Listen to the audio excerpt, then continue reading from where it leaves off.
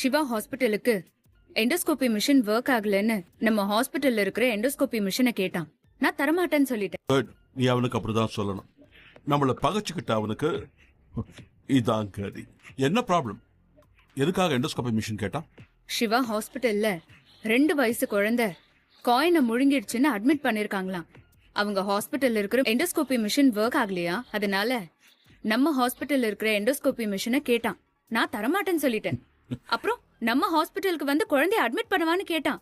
நான் அதுக்கும் நோ சொல்லிட்டேன். கண்டிப்பா குழந்தையோட பேரண்ட்ஸ் இதெல்லாம் ஒரு ஹாஸ்பிட்டலான்னு அசிங்கமா கேட்டிருப்பாங்க. எந்த ஃபெசிலிட்டியும் இல்லாம எதுக்காக ஹாஸ்பிட்டல் ஆரம்பிக்கணும்னு கேள்வி மேல கேள்வி கேட்டு அவனை தலகுனிய வச்சிருப்பாங்க.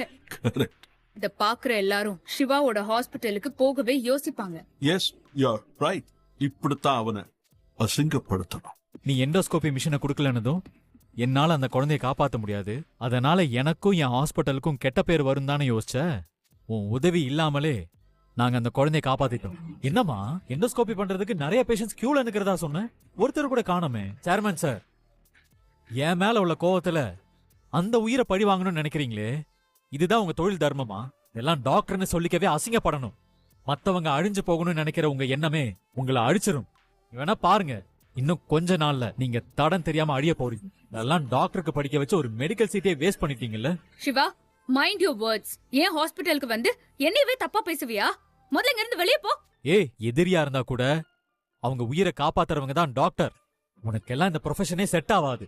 தயவு செஞ்சு நீ வேற எந்த வேலைக்கு வேணாலும் போ. மெடிக்கல் ப்ரொஃபஷனுக்கு நீ கொஞ்சம் கூட தகுதி இல்லாதவன்.